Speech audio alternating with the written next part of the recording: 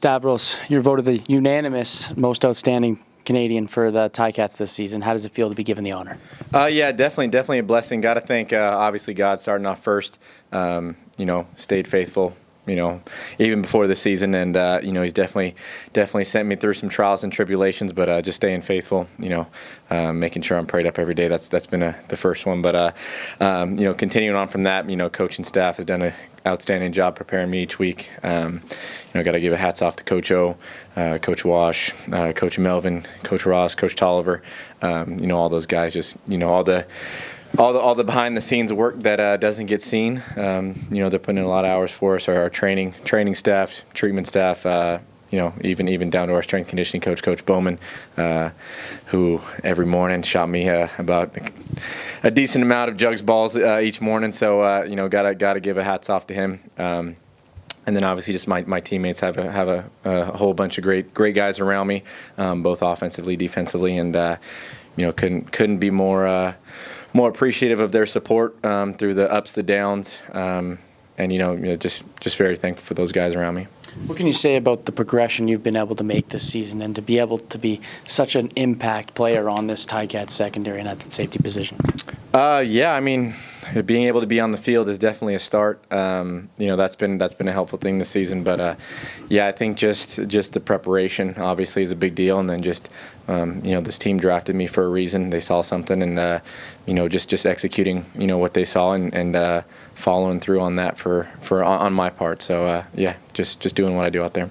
There's been a lot of moving pieces on that secondary, a lot of injuries throughout the season, but how has that affected you and the performance of this defense? Football is a game where guys go down and can go down on any play. So the old saying is you're always one play away from being the starter. So I haven't really taken too much effect on that end in terms of guys being in and out. I think, like I said, we got a lot of guys that are just prepared each week to be the starter. So that's not just me. I guess my production this week isn't just a product of just what I do. It's what we all do in the defensive room, offensive room. The guys have just been able to come in. Everyone has their growing pains. Everyone has plays that they miss. Wish they could add back, myself included. But each time these guys rise back up, and definitely the good outweighs the bad. So just proud of all those guys that have stepped up, and been able to make plays out there. Thanks. How key is patience for a young player to sort of trust the process, trust that this is going to go the way you want it to go, right? And it's not. Yeah, I think at any level, patience is a key thing, and I think in just life, patience is a huge deal. Just being able to know that things are going to work out. There's light at the end of the tunnel, especially in this league where it's different from college or university where everyone's kind of coming as the same player. Everyone's a university scholarship guy or walk-on guy, and things usually settle different when you're at that level. But when you get up to the pros, there's a lot of different factors that go in. You're getting paid. Coaches are getting paid, obviously. A lot of people are affected by just the movement of one person. So I think for me, it's just been a lot of just understanding that my time's coming. Obviously, coming from my rookie year, where you're coming into a COVID year, and just a whole lot of. It's more than just. Yeah, you're just a rookie. There's rookie, there's restrictions, there's this, there's that. But just being able to know that, that's an uncontrollable factor, and just controlling the things that you can control. Showing up to work, whether that's early or late. When that's up to you at the end of the day. So I've just, on my end, I've just been more on the end of just knowing that the good things are going to come, and just trusting in my work ethic and. My play on the field at the end of the day. Stavros, are you a patient person by nature? Oh man, probably not originally. It's definitely a learned trait. I think as a kid I was more like wanted things to happen now. Yes. Exactly. So definitely something that I've grown into. But I think that's just adulting at the end of the day.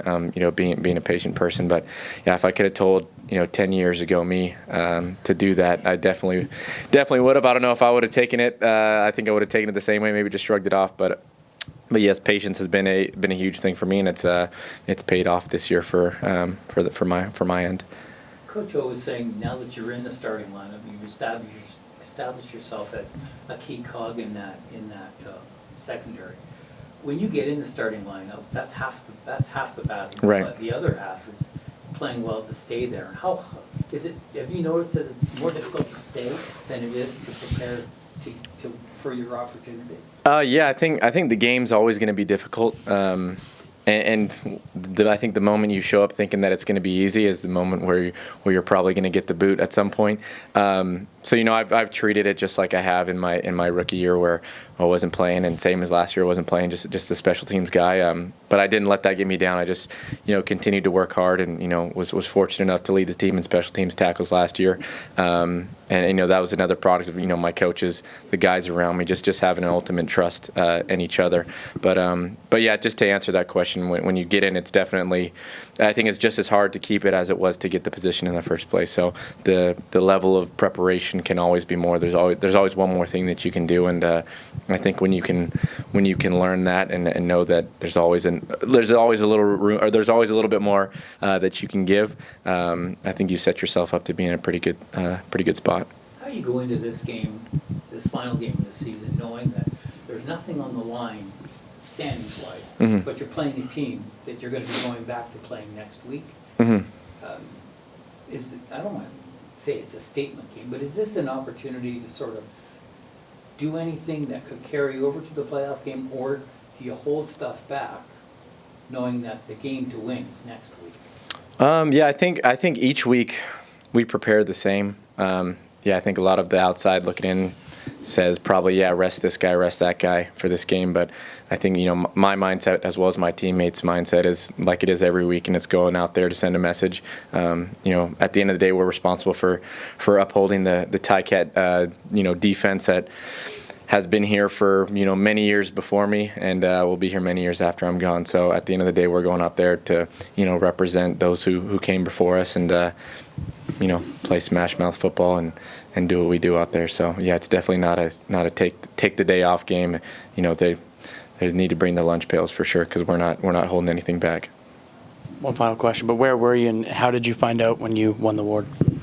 I think I was actually sitting next to Tunde in the locker room. Our lockers are next to each other, and yeah, I was scrolling through Twitter. Probably should be a little bit less social media, but at this point, it's that's a tough thing to stay off of. But I just saw the nominations for each team was released, and just checked that out. Saw my name was on there. Definitely an honor to be represented as Canadians everywhere. I know it's a little bit different for me, just being born and raised in the States, but still being proud to wear that maple leaf. Whether it's here in the U.S. It's always been a thing that I've been proud to wear, and Canada's held a special place in my heart since I came up here. I think in 2015. Obviously, had been back previous to that, just having family up here, but to officially, quote unquote, move here for university, and then to be able to play in the CFL. Especially as a kid, that wasn't my, I guess, dream. I didn't know about the CFL growing up really much, other than kind of what my dad had told me, and then kind of having that realization in university that could be a possibility was definitely something I was striving for and working hard for, and just going out there to prove that Canadians can play and can hang with the best. I mean, you got a lot of tension when it comes to the ratio for sure, but I think any of the most outstanding Canadians from any of the teams could easily be a most outstanding player on their team, or most outstanding defensive player or special teams player. So I think I wear that definitely with honor, just to prove that we got guys that can play and play with the best. So yeah, definitely proud, and hope maybe that'll carry over into some Olympics nods here in a couple of years. Perfect. Thanks, David. Yeah. Thank you guys. Appreciate it. Those are probably my favorite memes right now. There we go. Yeah, I'll see you guys. Thanks.